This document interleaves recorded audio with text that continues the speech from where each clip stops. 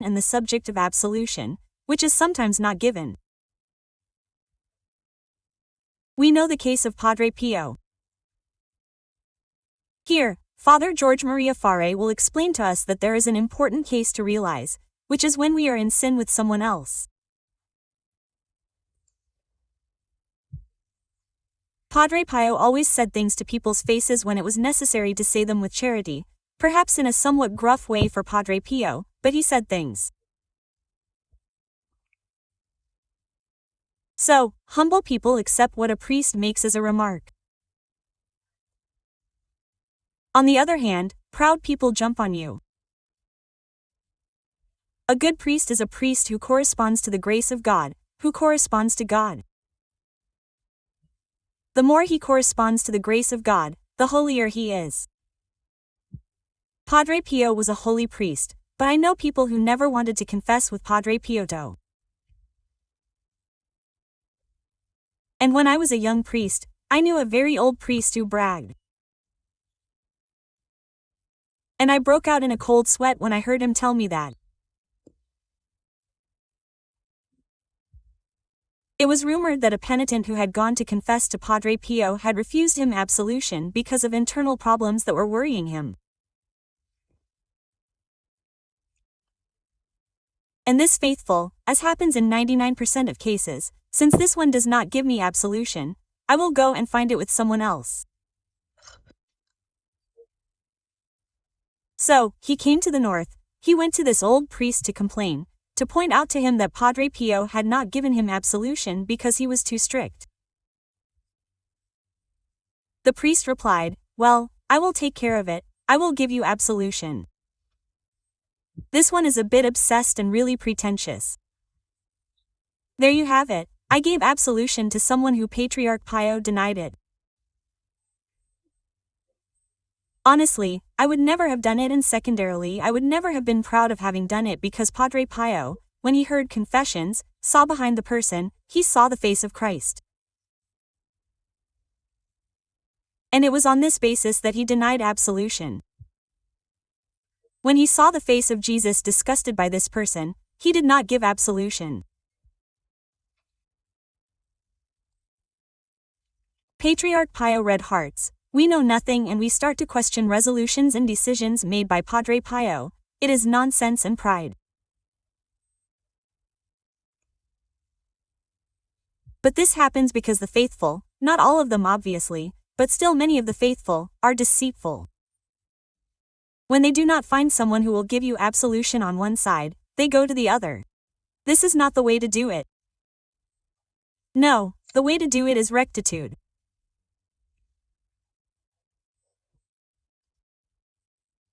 If you are refused absolution, you have to stop for a moment and think and try to understand, to work on it from within because you are not supposed to always be absolved.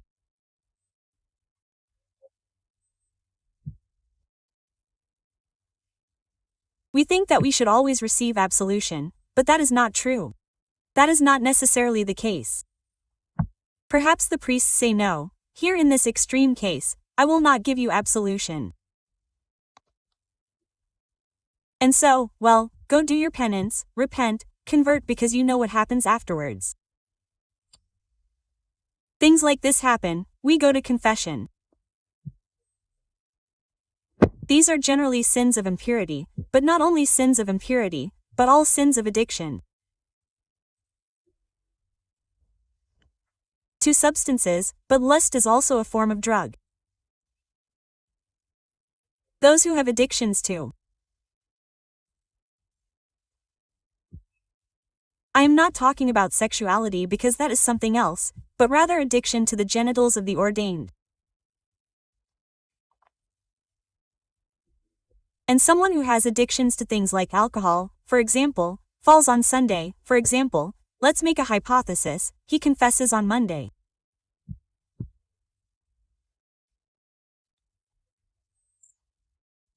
After 3 days, he falls back and then spends the week again confessing. Maybe sometimes it would be useful to tell him, listen, no, now, stop, you stop. What is the goal? Is your goal to go to communion, feel good, be at peace? Here, I'll digress and then I'll close it, but I'm telling you now because I'm thinking about it. There's one thing that I find terrible, really terrible. When you commit mortal sins all by yourself, it's up to you. Okay, I'm going to confess whenever I want, and when I confess my situation. If I got drunk, that's my problem. I fell into an alcoholic coma. I was at home, they put me in the hospital, they put me in intensive care, I fell into a coma. I recovered, I went to confession. The mess concerns me and so far it's been okay. But when sin is consumed with another person, you are responsible for your own sins. But then you also have responsibility for the other person's sin. You also have a share of responsibility. Each person has their own, but each of you also has a responsibility for the other person's sin.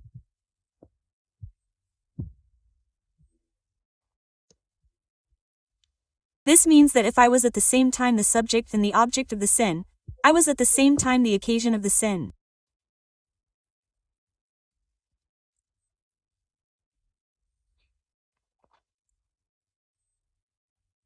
Not only the act of sin, but also the occasion for the other person's sin to be committed. Maybe I too am the provocateur. The other person is there, he is studying.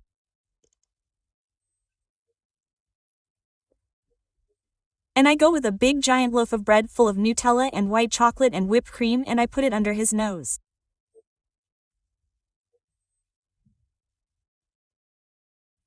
If that makes him fall into gluttony, he has his responsibility. But I also have mine for myself and for him. Because I was the occasion of sin. That in some ways, it is even worse than sin because it is a provocation. It is an attack on the grace of God that exists in the other. And what should I do? Magnificent, magnificent. Because we are always very brave when night falls and we have to go steal, we all become friends in the theft. But during the day, he who has had, he who has given. And each for himself, we are like that. And then if we touch on the theme of impurity, I love you, you love me my love, I am your sun, you are my sunflower, you are my life, I am your light, you are my mother, I am your vessel. All these absurd things that we tell ourselves, stupid things. And like idiots, we believe them indeed.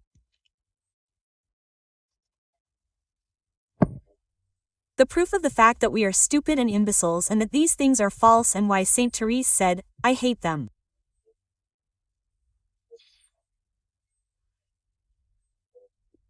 And these idiotic statements serve no purpose except to excite the sick affectivity that we have inside us, which is completely different from the love of Christ, from the love that Jesus teaches us and which is completely different.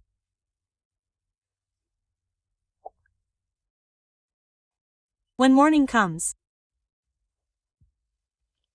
what does it matter to me whether I go to confession or not? Am I my brother's keeper? Like rats, each one goes looking for each other without much thought after having gorged themselves on cheese. Together like rats, each one goes into his hole and each one thinks only of himself.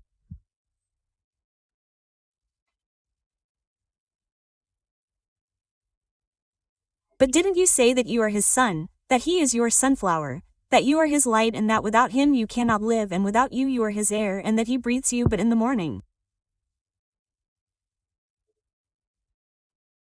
Nothing more.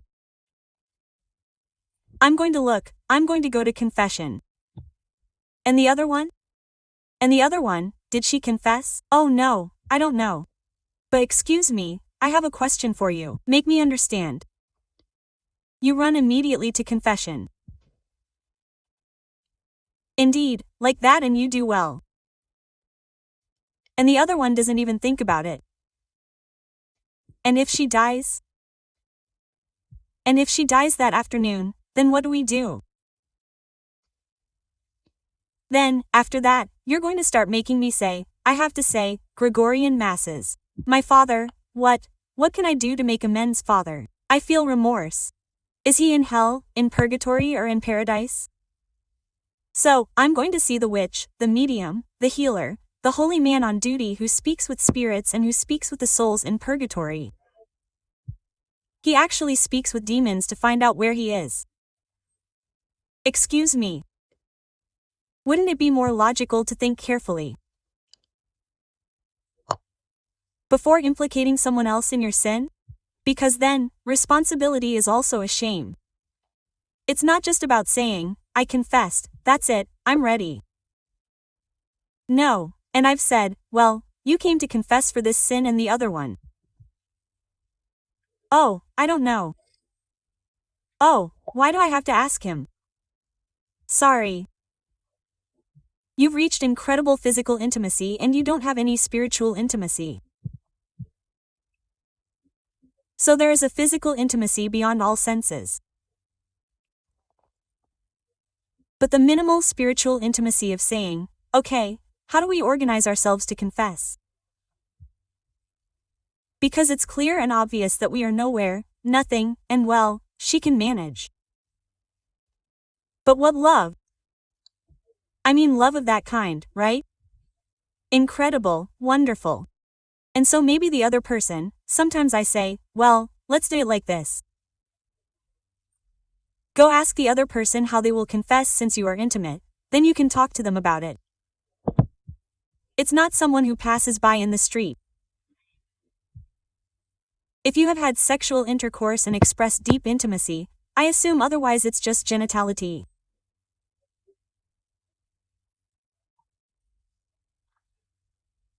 So at the level of animals, so here we assume that there is real sexuality and therefore that there is an emotional, spiritual, mental affective sphere, not just genital, so that allows me to ask, well, you can talk to them about the spiritual aspect, you tell me that you love each other.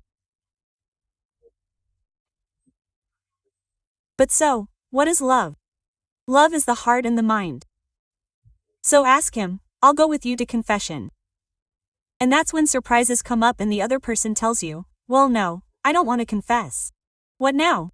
If he tells you, no, I don't want to confess. Yes, but I do. Yes, I do want to confess, but not today. I'm too ashamed, I won't be able to. And now what do you do? What do you do with that? Or he tells you, yes, I'll go to confession. Let's do it today. No, not today. Tomorrow? No. Not even tomorrow? But when? Oh, I don't know. We'll see as soon as I have some free time. And now, what are you doing? Are you at peace because you confessed? No, my dear, that's not how it works. Am I my brother's keeper? He said, he didn't have a happy ending, did he? There is a responsibility when there is cooperation in evil. There is a responsibility in evil and you don't resolve it by pulling the plug. No. You have to get involved in this story that you have set up. Now, you have to go all the way to see what it means to love. It's not what you think, it's something else. And you see perhaps that souls don't touch at the top like palm trees, they don't touch. So, do be careful, beware of cooperating in evil because it is not a joke.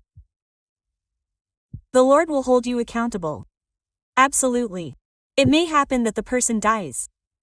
And of course it can happen, it happens that a heart attack and he dies. He was 30 years old and maybe more. We must pay attention to our inclinations, to what we feel. It is not because I feel something that it is not a sin. My inclinations, I must pay attention to them. I am not talking only about sexual inclinations, there are many inclinations in a human being. The tendency to be disorganized, the inclination to be superficial, to be talkative, to be curious, to be proud. All the capital vices carry within themselves an inclination, and we carry them in water. If you say, "Oh no, I don't have that," if we all have inclinations. So inclinations and feelings, it is important that they be ordered. Someone showed me a question. But if I chat with someone else, should I take my friend who is chatting with me to confession? And why not? Quote, you can tell him, "Look, yesterday you and I fell into the mortal sin of murmuring." Single quote. Ah, you say that it is not a mortal sin. Go read Saint John Marie Vianney, who speaks about murmuring. Let's not talk about slander then. If someone falls into the dove, he dies. According to Saint John Vianney, he dies from the terror that is in him. But even the mere act of murmuring, he speaks passionately against murmuring. But Padre Pio read what he writes. It would be important to read what Padre Pio said about abortion. Very useful, very strong and very weighty words, terrifying words used by Padre Pio. Human life must be absolutely respected and protected from the moment of conception. Many people, when faced with this sin, confuse the state law that authorizes and supports the termination of pregnancy with the law of God, according to which induced abortion is always a sin against the fifth commandment. Thou shalt not kill those who defend life, no matter how many years, months or days a human being has lived. Abortion is not only murder, it is also suicide. Parents are murderers. One day, Father Pellegrin, the Padre's assistant, asked him, "Father, this morning you refused absolution to a woman who had had an abortion. Why were you so hard on this poor woman?" Padre Pio replied, "The day when people, frightened by the so-called economic boom, by the physical damage or the economic sacrifices, lose their horror of abortion, will be a terrible day for humanity, because it is precisely on that day that they will have to manifest their horror." Then, seizing Father Pellegrino with his right hand, he placed his left hand on his chest as if to seize his heart and continued in a peremptory tone. Abortion is not only murder, it is also suicide. And faced with what we see about to commit these two crimes at once, do we want to have the courage to bear witness to our faith? Do we want to save them or not? Why suicide? Father Pellegrino asked his stigmatized brother, who, looking at him, replied, "You would understand this suicide of the human race if, with the eyes of reason, you saw the beauty and joy of a land populated by old people and depopulated by children, scorched like a desert. If you reflected, then you would understand the double gravity of abortion. With abortion, the life of the parents is also mutilated.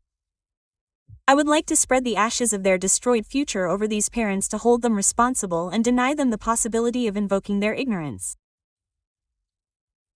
The remains of an induced abortion must not be buried with false consideration and false piety. That would be an abominable hypocrisy. These ashes must be thrown in the impudent faces of the murderous parents. If I left them in good faith, I would feel complicit in their crime." Quote, I will now read you a few short anecdotes about Padre Pio. Padre Pio had very strong opinions about fashion. When the miniskirt craze began, and no one dared to come to Padre Pio's monastery dressed in such an inappropriate way. Some women did not come in miniskirts, but wore fairly short skirts. Padre Pio also became angry about this. One woman tried to change her skirt before going to confession. She borrowed a longer one from a friend. When she entered the confessional, he pulled back the mask and then closed it again, saying, "So, are we dressed for the carnival?" Any woman who came to his confessional without wearing a skirt more than 20 centimeters below the knees was immediately sent away without being allowed to go to confession. The other women who nevertheless managed to dress badly were escorted to the door by Padre Pio, who sometimes shouted, "Out, out, out." Padre did not tolerate tight skirts, short or low-cut dresses. He had also forbidden his spiritual sons to wear transparent stockings. His severity increased every year. He would throw women out of the confessional before they had even entered if he found the dress inappropriate.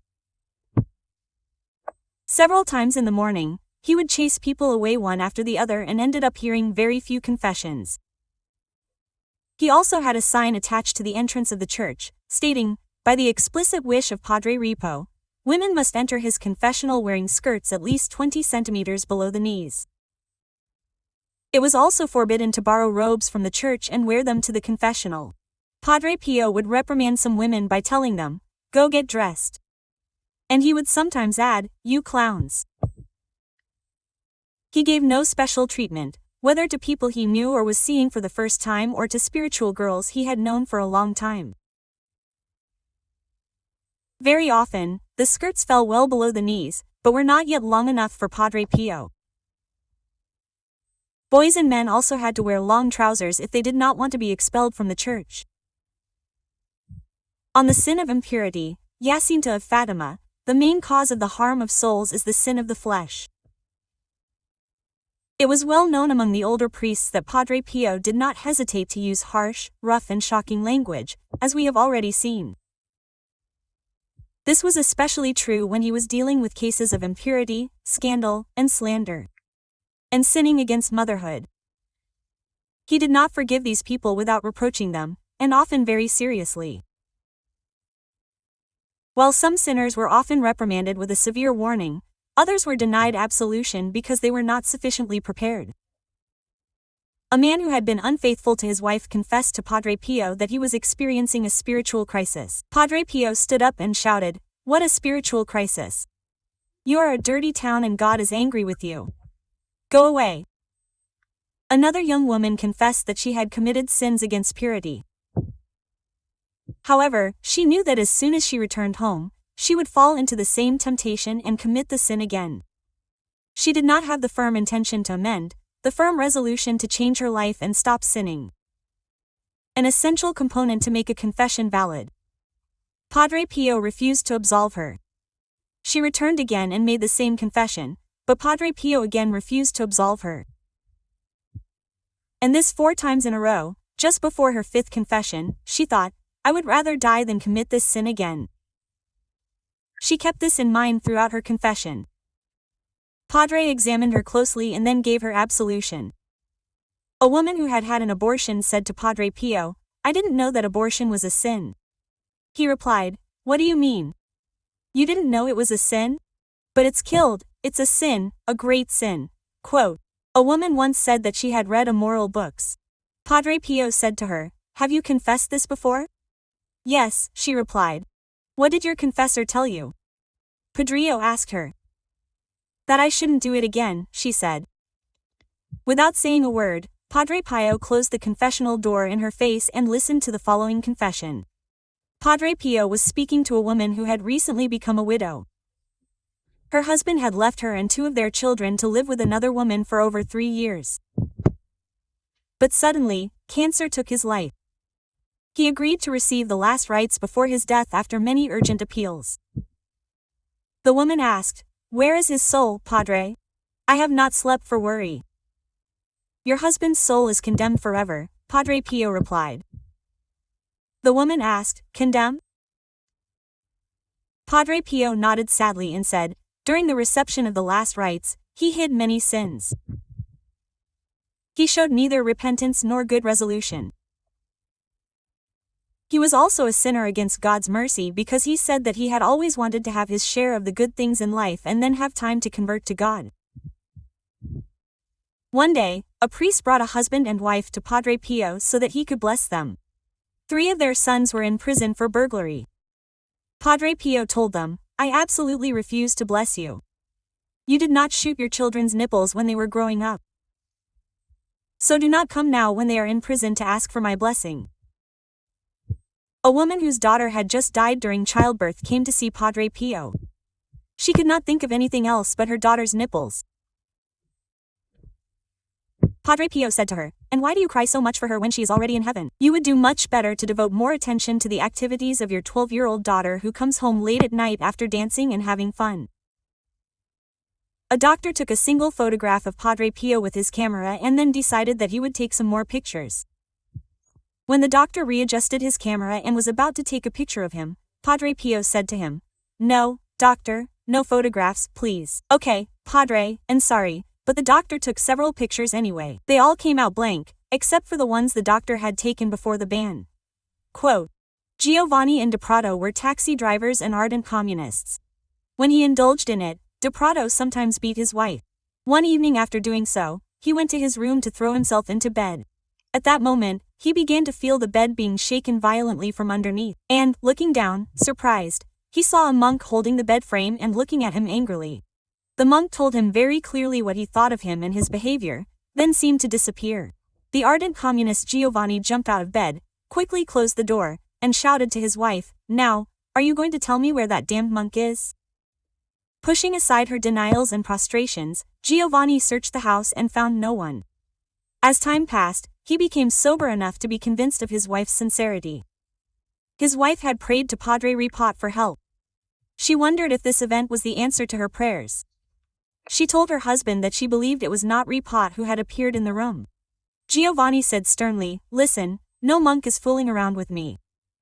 I'll go take a look at your Padre Pio and see what he has to say about all this. We'll also see if he can fly." Quote, a few days later, true to his word, Giovanni took a long detour in his taxi to go see Padre Pio. He arrived and found Padre Pio. He recognized him and spoke to him. He was struck by lightning and Padre Pio led him to confession. After his confession, Giovanni admitted, "What I forgot, he reminded me of for myself. I cried." Quote, and at the end of the confession, Giovanni took out his Communist Party membership card and asked Padre Pio to destroy it. "Yes, I will, but you have another one of those cards in the drawer next to your bed. Destroy that one too when you get home." Quote. Then Padre Pio said to him, "You have caused a great scandal and now you must do something to make up for it. As your penance, you will go to Holy Communion every Sunday at the last Mass in the main church until I tell you to stop." Quote. In those days, the rule of fasting was to abstain from all food for Holy Communion. Giovanni had to do this for most of the year. Giovanni had been an important figure among his fellow communists, but now he was simply a crank.